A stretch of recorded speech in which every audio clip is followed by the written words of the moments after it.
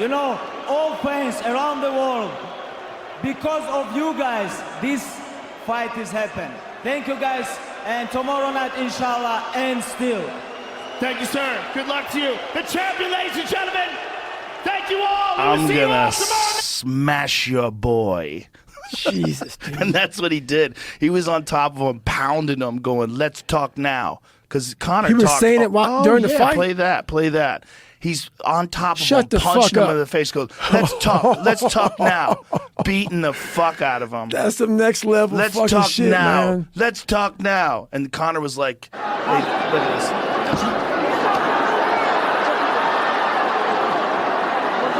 We're talking. Let's talk now. Let's talk now. Let's talk. Let's talk now. Oh my God. Stop. Hey, stop. Conor saying it's only business. And Khabib says, "You tired? Let's talk." Jesus, dude. He brought that shit to another level, man. Yeah, well, he used that as fuel. He took no fucking mental aid stations in that training camp. No. He was a bad motherfucker. And then when his father died, he told his mother he was going to fight one more time, and that's it. And so he's in his prime still. Right now, he's in his physical prime. And he's like, So he you told don't his mom he's done. He's not coming back, you don't think? Well, his protege is Islam Makhachev, who's now the new UFC lightweight champion. And Islam is as good as him in that same realm. Wow. I mean, it remains to be seen whether or not Islam can have a reign the way he did, but he just beat Charles Oliveira as one of the best ever. And he just ran through him to win the title. That's a bad dude, too, man. Oliveira's a bad motherfucker. And Oliveira's an interesting case, too, because Oliveira used to be kind of a quitter. Yeah, I know. He kind of fell apart in many fights early in his career, and then he had the birth of his daughter, and then changed his fucking entire life. Changed the way he fought, changed his mentality, changed his discipline and his focus, and then became this motherfucker who's just dominating everybody. How old is Oliveira, I believe he's 33.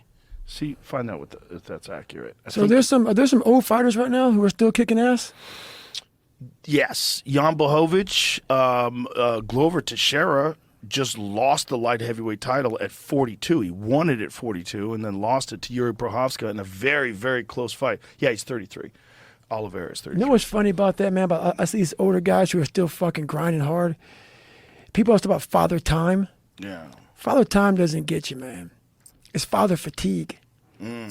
It's father fatigue, man. Like I see these guys who have been in sports for a long time, fighting, of basketball, football, whatever it is. Yeah. And it's that grind. It's that everyday waking up grind. It's not. It's not father time, man. It's the fact that I gotta go do it again. Yes. I gotta do it again.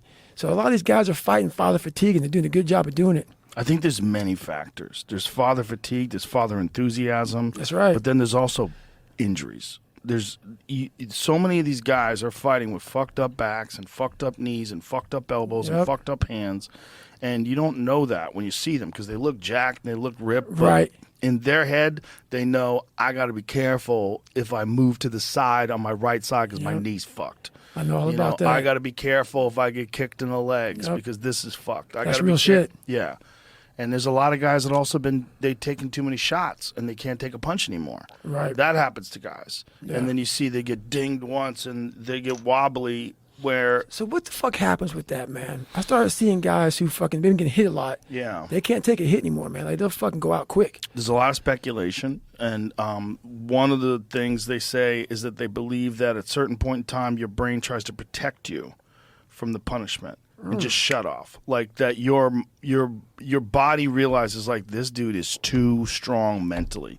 He's too tough, and he'll just absorb shots, and is just ruining our brain. So when you get hit, your brain is like, check please, wow, and your brain will shut off. And then that's an optimistic perspective. Got it. The other less optimistic perspective is that you're destroying your mind and that your mind is simply not resilient anymore and you can't take a shot anymore because you've damaged all the connective tissue that's holding the fucking brain in place, and you've also created so much CTE and so much swelling and so much that one shot can take you out. There's also, on top of that, one of the big problems with MMA is the weight cutting. So the weight cutting was what everybody does. They drain themselves 24 hours before the fight, weigh in, say, oh, he weighs 170 pounds. Like guys like Kamaru Usman, who's giant for 170. He's 170 for like 20 minutes. How much does he weigh? Like walking around the street? 200 pounds. 200 pounds, easy. So does he come back in the ring about 190, 200? He's in the 190s for sure. Damn. Yeah. Lean as fuck, shredded. Lean as a motherfucker. But dehydrated like hell to make 170. He's not ever really 170. Wow. He's 170, but like totally sucked up. I mean, also cramping.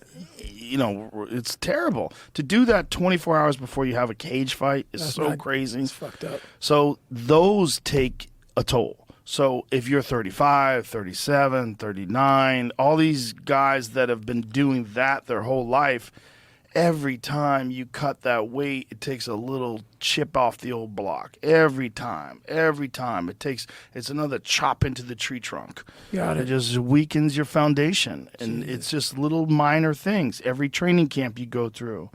You know, can you do another one? You know, your back is fucked up. You get out of bed like this, like, it's like little micro injuries that are constantly piling up. You know, we were talking about Rickson Gracie earlier.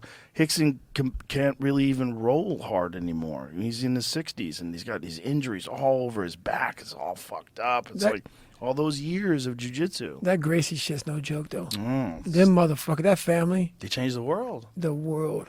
They This little 160-pound motherfucker, man. This little motherfucker, you can't even see him under some of these fat motherfuckers. This fucking finger fucking locking you out, man. Motherfucker gets you in a pinky lock, bro. Like, where is he tapping from? Why is he tapping? I can't even see, you know, Gracie. Got motherfucker in a pinky lock.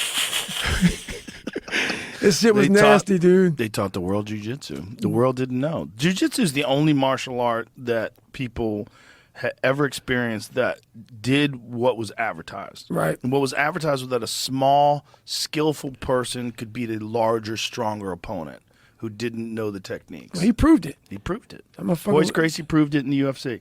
And he changed martial arts forever. And that family's probably the most consequential, the most important, significant family in the history of martial arts. The Gracie family changed martial arts worldwide. It's funny, man, about, you know, there's so many people out here who are very successful. And they talk about, I mean, super money, great family, all that shit. They talk about that they're missing something. That there's something in their life that they're missing.